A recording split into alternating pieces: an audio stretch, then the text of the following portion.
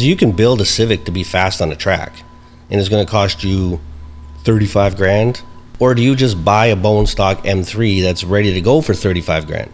The 35,000 you spent on your Civic you're never getting that back. You'll be lucky if you get half. No. Like, say there's somebody out there that falls in love with it and they give you $17,000 for your Civic. You're doing great. Like, you're doing tremendous. Whereas if you have an M3 that you've tracked, that you paid 35 grand for, say you don't do anything, you just put good tires on it, you track it 100 times, you're probably still going to get like $27,000. Because it's still an M3. Still maintains everything that makes it an M3. Nothing has been swapped. So you're not losing a ton of money by overbuilding something that you're never going to get it back. Welcome to another episode of Modify with TrickFactory Customs. If it's the first time watching, my name is Elvis. Tim. Dennis. I'm just kidding. It's Rob. Rob is continuing with his weekly random name picker. I think he's got to come harder, though. Yeah. You should look for other random country names. I almost froze up. I was like, what am I going to choose? You should do some research before No, come on. Let's just keep it organic, guys. That is true. Keep it real. Yeah. Okay. And on this podcast, we talk about modified cars. We're a custom shop, automotive shop based here in Vancouver, British Columbia, Canada. And on this episode, we are discussing... I don't know. Whatever we're discussing. What are we discussing? He's going to pick one. This is like... I know. This is literally a roulette. What do they call that at the restaurant? It's like the surprise. Chef surprise? Oh, yeah. I don't even know what I'm getting. So, So on this episode, we are going to be talking about brand loyalty. And... When it's gone too far. Yes, when it's gone too far. Because Tim, tell us why did you? What was your inspiration for this topic? Because I feel like it's very, very important, but only you can explain it. I think perfectly. No, I don't know about that. No. Okay. Based on our previous podcast, and you making like little, just brief comments about the Civics. Everyone thought I was butthurt about the Civic guys, but I was the Civic guy. So it's just. And then they go all wild, and they're just ride or die Civics. And then the BMW one, oh my God, that one was even worse. Those guys are like, they were ready to go to war. Yeah. None of them backed up their shit yet, but we're working on that. We're going to try to get somebody in that'll actually break down one of these 900 horsepower BMWs. So, yeah, that's basically, why we want to talk about it, is because, like, when does it not make sense anymore to build these platforms? Yeah, because at some point you get to that level of like, this is dumb. I got put too much money into this. Too much money, and into now this platform. It's not what it is. Staying loyal to it. Yeah. So we're gonna dive into all of that. That is to come. But before we get started, what has been the craziest part of you guys' week? Cool. Car show crunch. That last minute work all night crunch that's real life. Oh my gosh. Yeah. Yeah, it is. Like, we don't have to manufacture any drama. No drama. It just no matter how hard you try, it just always seems to come down to the last moment. And the big part of it is other people get excited, like you saw. And it's like everyone comes by. It's like, yeah, I know you're super busy getting ready for a show, but they'll still talk. I know, for like an hour. Yeah. Oh, yeah. So they just suck up all your life because they want to be part of the, it's exciting, it's fun, but come dinner time and everybody goes home, you're still here. Stuck working on the car. Yeah. So, but yeah, that's pretty much all we've been doing all week. And you do everything you can as good as you can, so you don't have to redo anything. So that's kind of been the formula, is to get this stuff finished out once and for all. So yeah, and I think that's something that you learn with experience. Like, we've been doing car shows and things for many, many years, and of course, like you said, the car show crunch, it happens every time. And with experience, you learn, okay, let's not cut any corners. If it doesn't get 100% completed, at least you're not going backwards. Yeah, it's better. So keep moving the needle forward in a positive way. And if you don't make it, complete, so be it. You can still push the car there, hopefully. And you can represent but if you go in a way that you're like, you put some janky shit together, you're representing poorly. That's no good. On your brand, yeah. Just do the right thing. Just I think it's better to just not finish than it is to try to hide and cheat things. Ooh, that's good. It's so true. I mean, you feel better about your own product, and you're representing your business, and It only Yeah. takes like one or two things where you look and you're like, oh, that's janky as shit. Yeah. Then you just assume the whole car is janky as shit.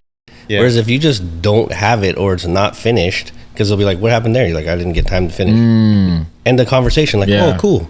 But if you got a bunch of drywall screws and double side tape and all kinds of wild shit, then people just assume the rest of the car is like that too. So Yeah. Actually, I should write that down as a future topic idea for probably close to approved SEMA. fastening devices. No. For probably close to SEMA time. Yeah. I think that would be a good topic of like, should you finish the build, or should you finish it in the jankiest way possible, or should you just bring it on uncompleted? Yeah. I'd say bring it uncompleted. Yeah.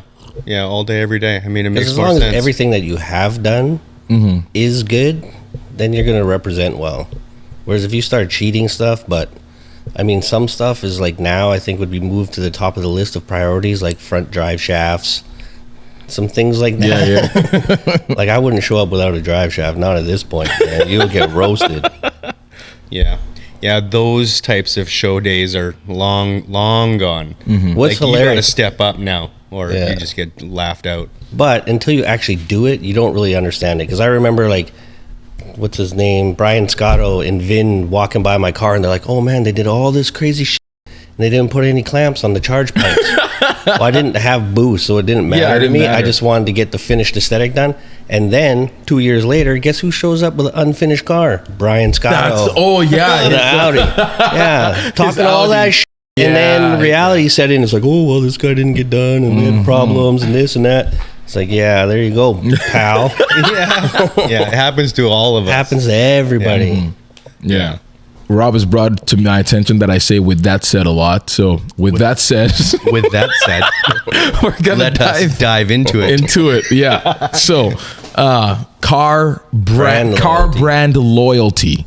Yes. When do you know when it's time to move on to another brand and say bye-bye to the brand that you're into? You get a lot of people that get married to these brands, and they just push and push and push, which is awesome, and max it out, but you gotta know when to stop. Like you gotta put a ceiling on it where it doesn't make sense anymore. Yeah. So you're trying to build the ultimate civic track weapon. It's only gonna go so far before you should move into a different platform. So I almost got to think to myself, like I'm thinking, like at this point, anytime you get close to 1,000 horsepower, is it even the same car at all? Like, because It can't be. literally nothing in the whole system of the car, driveline, all the way through to the studs on your wheels, they're gonna have to be upgraded. They're not even that anymore. No. See, that's a whole And separate I- conversation. But that because because that's relative to every platform that exists. so you can't even claim that you have 1,000 horsepower Honda because it doesn't exist. Yeah. It's impossible. You can't achieve it with just stock Honda parts. So now it's something else. Now it's a race car. So now you have 1,000 horsepower race car. So you can't really claim that it's 1,000 horsepower Honda anymore. There's some pretty amazing products out there, some manufactured products that are capable of holding some pretty serious numbers nowadays. That's pretty amazing. Like I don't know any of them specifically off the top of my head. It's not really my thing. Well, the big standout like- ones are always like the Huracan with the V10 platform. Yep. But you're starting with a $250,000 car. So those things are already built to a standard Yes. way beyond what any of these Way other ones. beyond. So your jumping off point is like, it doesn't even make sense to say it. Yeah. And then you can talk about all these other motors that have massive potential, like RS5s and then all these BMWs, but you're starting with a $100,000 car. Yeah. So it's not really fair to say. So really the only pure one that is starting literally from nothing is a Honda Civic. Because you're starting with 100 horsepower. Yes. And then to build that to 1,000 Wow. is Yeah. crazy. That definitely goes into like the brand loyalty thing. Like if you've gone too far, like if you want 1,000 horsepower race car, Honda Civic's probably not going to be the best choice unless you want to ease your way into it, penny by penny. But like start with something that's highly capable of a chassis. You're going to be way ahead of the game. But again, you got that big... I know why everybody does it. Because you can do it incrementally. Yeah. Yeah. You can essentially make payments on it because payments in the sense that you're being able to buy one part after another. Whereas if you go buy one of these, BMWs, you got a car payment and you're trying to do stuff to it. Mm-hmm. Maybe you don't have a car payment, but your jumping off point is already way higher. Mm-hmm. So what does it cost to make? I want to know. Someone has to tell me. What does it cost to make a 1,000 horsepower Honda Civic? I need to know. I think why some and okay.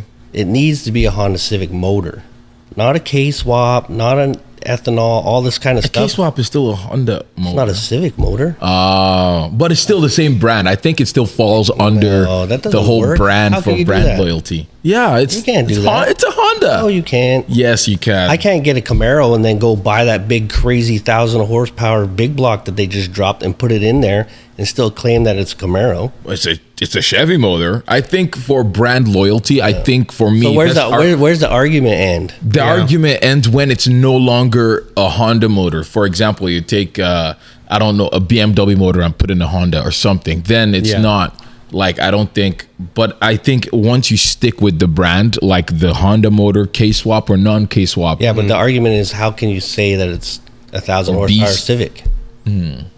Yeah, Because And it's I not a think you're Civic anymore. Yeah, you're just looking at like the body shell then. Yeah, it's just like, a shell. really. That's all it is just the candy shell on the outside.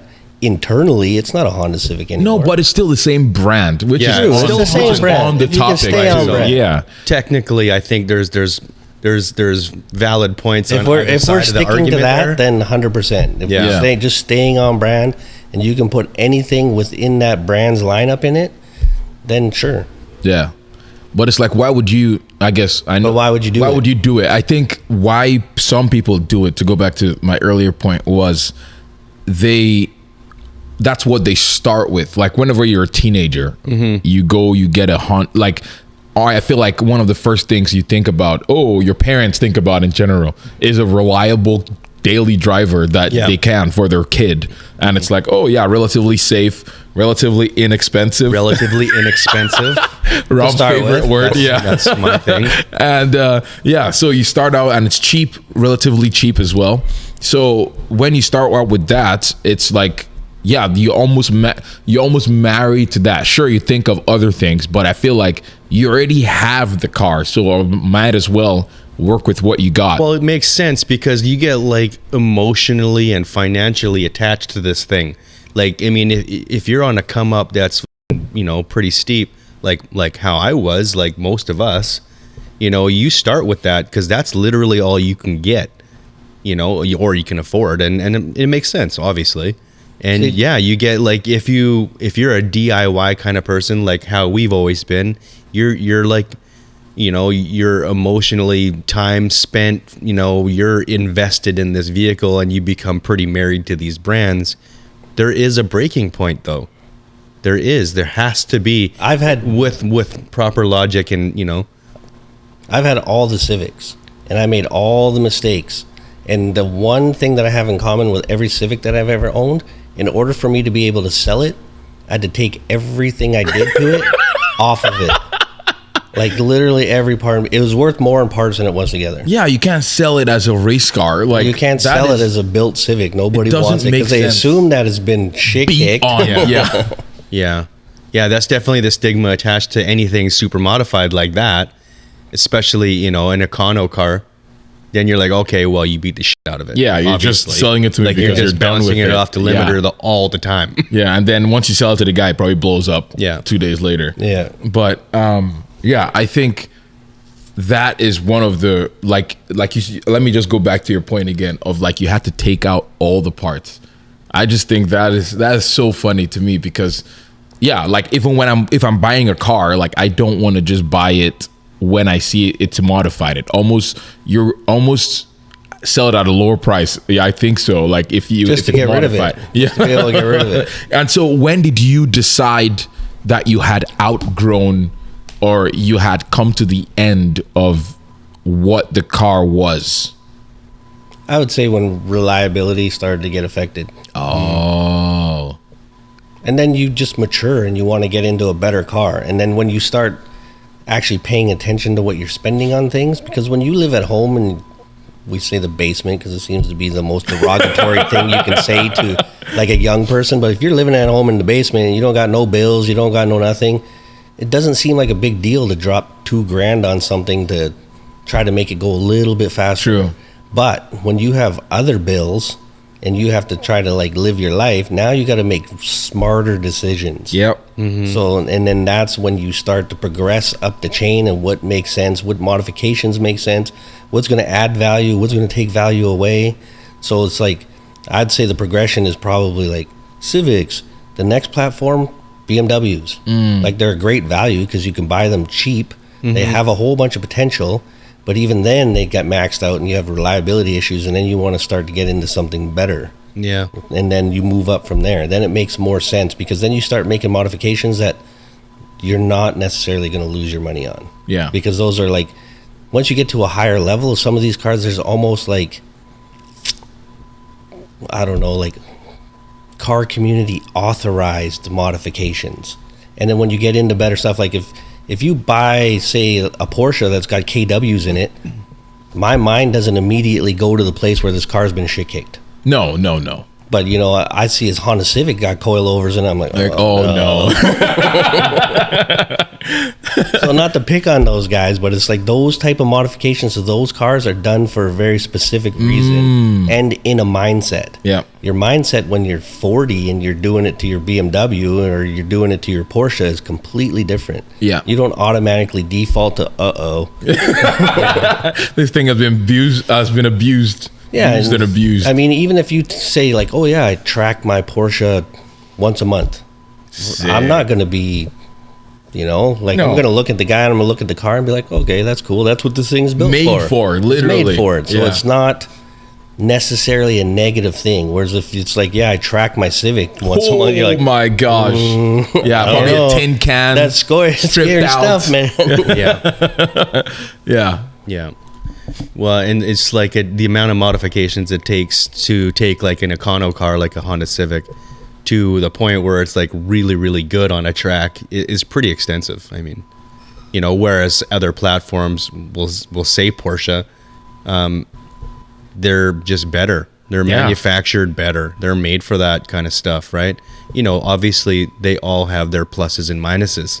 Even a Porsche, like a 996, 997, any of them actually, like they require modifications to be good on a track. Like you can't take it straight from the showroom floor and throw it on a track. You can, but some of the new ones, $250,000, $300,000 for a car that you can, that's track ready. Yeah. But like a 996 and a 997 specifically, like from my own experience and research, is like they require like pretty extensive engine modifications to be able to be track worthy or ready. Yeah. Otherwise, the engine will blow up and you're $25,000 in the hole.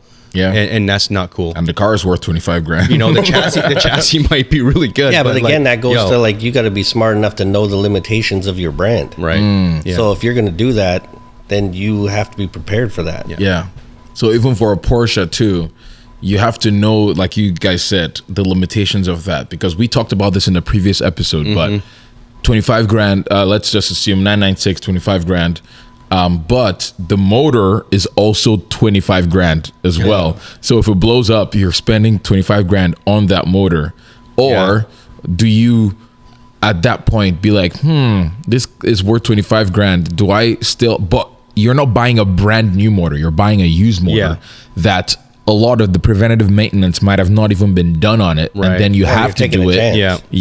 And then you're just digging yourself deeper in that hole. So even with that example, like even the Porsche, if your objective is to go track racing, maybe a 996 or a 997 might not be the greatest. You might want to be looking at a different brand. You might want to go, like if you're trying to push Cayman up, like travel up in that brand to a higher tiered car, like a GT3 specifically. But if you can't afford it, you can go down to a better version of a lesser platform. Like instead of saying jumping off with a 996, you might be better off like if you have the driving ability and you've maxed out your platform and it doesn't make sense financially to build that platform to be track specific, maybe take a step back and get an M3.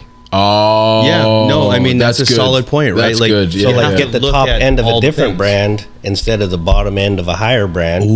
It's like you can go up or you can go down. Like an M3 is going to be a more capable track ready car Oh, yeah. out of the box than a base model 911. Yeah, It's true. Very Yeah. true. Yeah, because Yeah. even because also they also do this for Porsche, like modern Porsches, but I know even for BMWs specifically, like there's the M Performance Center, and you can take it on the track, like just stock cars, Yep. and just beat on it all day, and it'll be fine. And I think you can do that with like Porsche. So that like You the can Porsche do as that well. to any car. If you take a brand new car and you take it on the track, you could beat on it all day long. Yeah, But it comes at a cost. Those cars, you don't know what happened to that car during that session. Yeah, they don't tell you that. They don't tell you any of that. That's social media that's stuff. true. Yeah, that is true actually.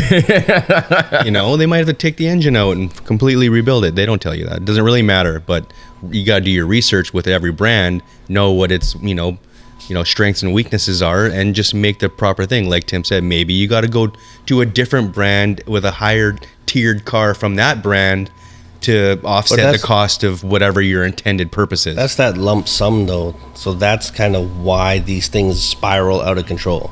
Because you can build a Civic to be fast on a track and it's going to cost you 35 grand. Who knows? I don't know what quality of parts. Someone's going to tell me you can do it cheaper, which is great.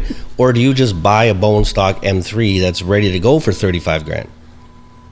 You know what I mean? Right. Because the 35,000 you spent on your Civic is you're never getting that back. You'll be lucky if you get half. Like say there's somebody out there that falls in love with it and they give you $17,000 for your Civic. You're doing great. Like you're doing tremendous.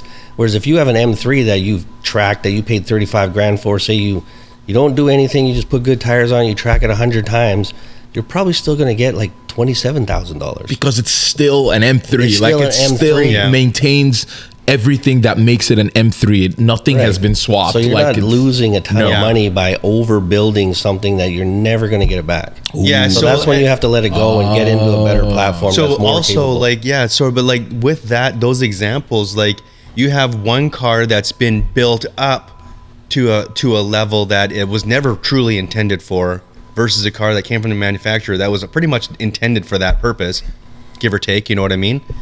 That one that was built, and engineered properly to that level is going to give you the reliability and the seat time that you're going to want. Whereas the You're other gonna spend one is more going to time be like driving, less closer time to the wrenching. edge of its limit of potential. Yeah. And you're going to be wrenching on that car and doing, all the you're going to be fixing things a lot more often. And like, is that really fun? Like, we all kind of like wrenching on cars. That's kind of why we do what we do. But when you have to do that, that's not that fun. No. I think a lot of those cars that get overbuilt is because they're chasing like a class. Like they want the most possible potential within the class. So they're not trying to win on behalf of Honda. They're trying to win within a class, like fastest 2-liter, fastest whatever. Like they start chasing a number within a specific thing, within a wheelbase, within a specific platform, like a Honda only platform. So you max it all out. Yeah. But it doesn't make sense. That's No. You're chasing numbers. That's like why I'd never get into drag racing, because you're just chasing a number and throwing money at it Pretty Yeah. much. and trying to stay within a very specific thing. But as far as it making sense in real life, it doesn't make sense. Like that's a whole side thing. But based on like maxing out different things, you got to know when to let it go and move on to the next thing. 'Cause Yeah. There's a lot of amazing cars and lots of cars that are awesome. Like we get in these pissing messages with kids on the internet, and they always default to the best possible version of that brand, which is never the conversation. Is like, does it make sense to build some of the lesser models within that brand? That's the conversation. No, it doesn't. Like, yes, of course, if we could all start at the very absolute top end and M-Tech, AMG, 1,000 horsepower, Hellcats, like you can quote that stuff, but that's not most people's reality. And then to try to make your regular Challenger go as fast as a Hellcat, it's a complete waste of money. Why would you do that? Like, it doesn't even make sense. Yeah. And then what do you have? You have a 900 horsepower base model piece of crap, or you have a Hellcat that you can still sell afterwards. Yeah. Like it happens in every platform. People chase and throw money at making, you can do it, but why? It doesn't make any sense. I think the reason now I'm gonna be on the side of of the people that do this is those cars. For example, let's go back to a BMW M3 versus a Honda. Maybe a $10,000 Honda that you put $20,000 into versus buying an M3 for 30 grand. I think the reason why people do that is they can't afford it initially. Like they can't put that upfront 30 grand cost. So I think you're wrong. one. I think this is all psychological. How? No. It is. I honestly believe it is, because there's nothing significant about having a nice clean stock M3. There's nothing, but there's something very significant about having the fastest Civic in your town. You know what I mean? Okay. So it's like you wanted the baddest ass Civic rather than just the most generic BMW. But in reality, the BMW is a way better car. Mm-hmm. Like we've all seen the goofy memes where the guy just thinks he's just ripping it, and then from the outside he's like, yeah. Like I've had it many times, and it's like, you know, not to be elitist asshole, but I'll have some Civic just ripping beside me, and I'm in my Benz, and it's just like, what is this guy doing? Like, are we racing right now? You know what I mean? Like, true. I understand that point, but at the same time, it's like thinking personally to like finances and all of that. See, that's the reality, and people don't want to have that conversation. Yeah. Is it's the actual finances, and we're in the same predicament. Of course, if we all could just lump sum pay for some crazy car, we would do it. But because we can pay for it incrementally and build this thing up and make something fast, that's what we do. But it's not smart. It's not the smart play. No. Like I've never seen anybody do it. Like maybe a handful of kids, like maybe 2 kids that I can remember in my entire existence that saved money, and then they're the kids that didn't have cars, and then all of a sudden they show up like grade 11 and they've got a Corvette, and you're just like, what the hell? This is daddy's This guy's money. got 3 jobs, and he's busted his ass, and he saved, and he bought something really good. But right away he's dismissed like, oh, daddy's money. Yeah. But that's not the case. Like I literally have a couple of friends that showed up with like sick cars. Wow. But they went 3 years with no nothing. cars. Yeah. Whereas we're throwing money at shit boxes one after another. And it ended up with, you know, jealous of that guy. Like I had one kid, like when the new Camaro dropped, it was like, you know, the pointy nose, wedgie, whatever, I don't know what generation it is. It's like he showed up with Z28 and we're all just like, whoa. Wow. His dad must be rich. Yeah, we all had Civics with fucking cold air intakes and canned, cut the coils, and then this guy just rolls in and he's like, but he saved his money, man. Yeah. He bought something good. That's pretty awesome. Actually, that's wow, smart financial advice. Yeah, exactly. Save money. Buy something good. Yeah. But I think it's harder to do, or it's harder to say than to do it, because if I have $10,000 in my hand right now, you're telling me I should wait for like 3 years and save more money? What if Get something good? Nah, I feel like it's burning a hole in my pocket. I need to buy something right now. Oh, whoops. Oh, my. Wow, I'm passionate about this topic. What did I push down? That was me. Oh, yeah, but I feel like if you have $10,000, it's so much harder to keep that 10 grand as opposed to, ooh, you're looking at Facebook Marketplace almost every day. You're like, ooh, this car is $9,000. This math even applies to modern video games. True. Like everyone wins a race, they get 900 credits or whatever the hell it is. The first thing they do is trying to buy something. Yeah. Whereas if they just stack their dough, they can buy a good car. Yeah. That's But true. It's like right away you do it. It's hard, I do man. it. It's Yeah. like, oh man, No, I got see, we all- $700. What can I get? Exactly. Yeah, we all fall victim to this. Yeah. Poor financial planning. Decisions, yes. Yeah.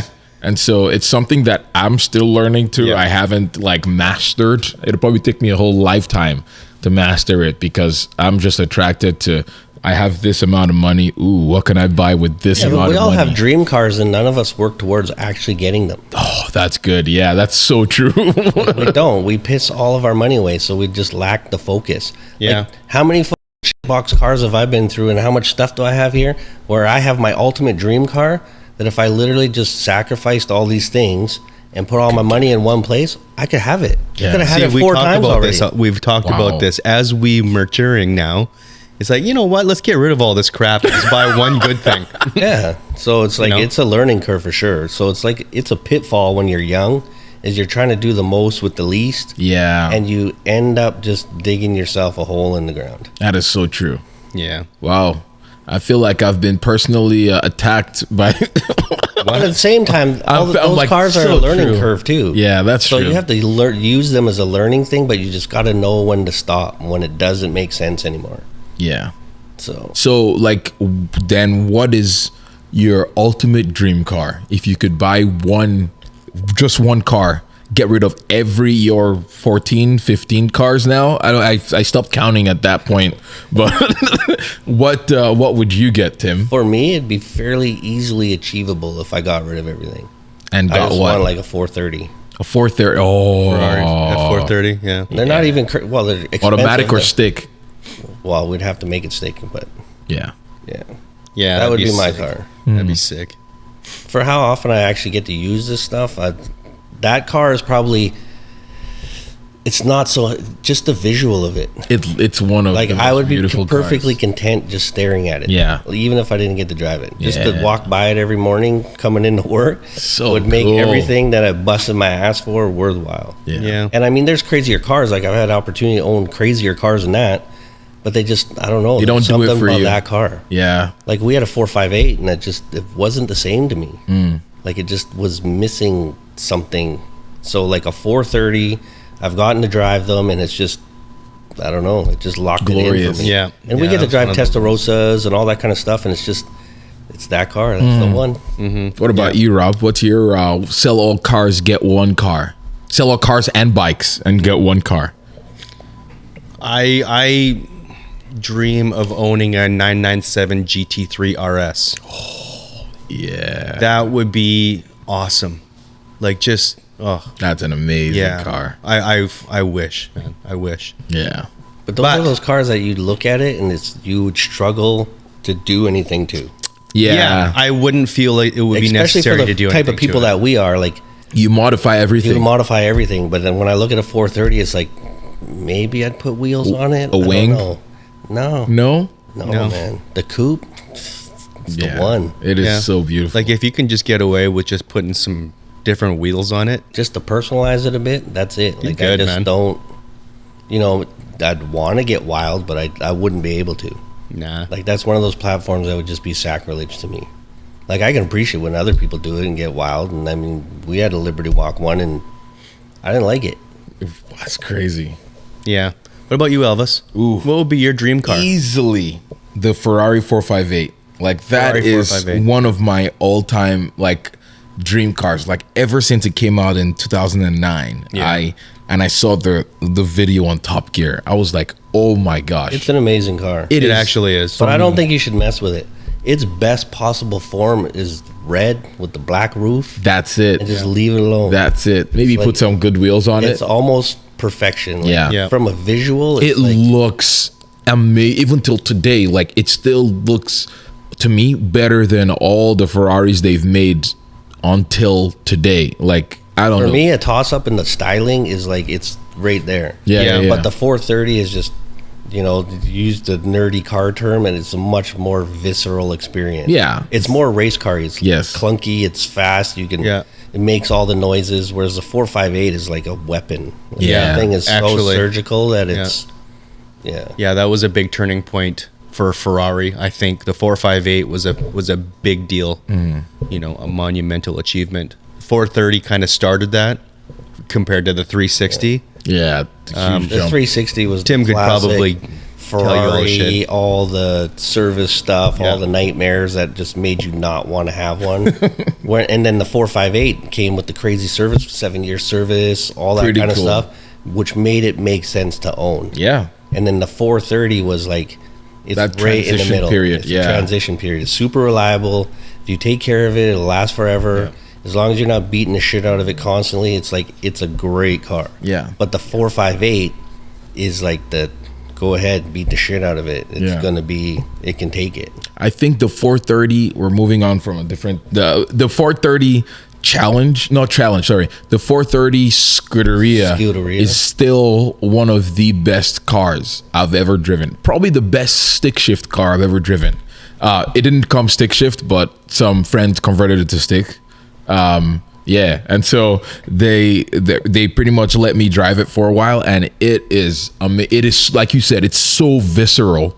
Everything is like, it almost looks like, I'm like, on the interior, it doesn't come with any carpets. There's like almost like just sheet metal just on the floor, on the floor pan, and like everything, it feels so light. The sound, oh, it's glorious. But in order, like, just everything about that car, I love the 430. Like, it is definitely for me a close second. If I could get the 458 in a stick, that would be like, that's it for me. Like, but yeah, we've probably moved off a little bit off topic, but yes. See, if we made smarter financial decisions, those goals, they could be obtained. Wow, this is actually making once you get into those platforms, there's a pretty good chance you're never going to lose that money. Yeah, because they hold their money or even appreciate. So even though you're putting more in the front end, it's going to stay there. Yeah. Because like even if an M3, if you rush out and buy an M3, it's how much money? I have no idea. I think they're like over 100 grand now. But 5 years from now, it's going to be 50 grand. Yep. And then 30 grand. And then you're going to wait 25 years for it to start slowly coming back up if you can find one that hasn't been beat the shit out of. Whereas a lot of these top end cars, guys are making money off of them. Yeah. Like from day one. So they're not even waiting. They're getting over MSRP right off the hop. And then a lot of these cars now, you buy them, they're going to fluctuate a bit, but your money's always going to be there. Yeah. Like you're just trading money for, Yeah. like before it was like a depreciating asset. Yeah. But now the way things have come, it's like it's not really the same. You're almost as it never was. losing out. Yeah, No. as long as you're sticking within a few brands, then you're never losing out. Wow, this is actually inspired me to start Narrow your saving focus. my money. Save your money. Yeah, I know. I'm like, reflecting internally. Wow, this has caused some growth. So yes, wow, pretty awesome. I think that's pretty much With it. that being said, Yeah, I know. With that being said, Back to work. I know. Any extra thoughts before we end this? Save your money. Yeah, That's it. yeah. save your money, do your research, buy what makes sense. Know when to enjoy, move on. enjoy building Know the when cars. to move on to a better thing that makes more sense. Yeah. Enjoy building the cars, because I mean that's kind of what the love affair of cars Yes, is. build kinda crazy about. cars, but don't ever think that you're gonna Get the money out of it. No. You're giving it away. Yeah. So if it's in entertainment value and it's disposable, I'd say just go as wild as you want. Yeah. Because I'm the worst possible version of it. Like I'm not smart. Yeah, at all. you got like countless examples of this very topic, But I justify it as promotional value. Oof. These are marketing tools. Yeah, marketing tools. Oh you my gotta gosh. find it within yourself why it makes sense or Yeah, not. you have to find it within yourself to justify. Yeah. Yeah. Awesome. Yeah. Well, we shall see you guys next week. Have a golden rest of the week. Bye. Later.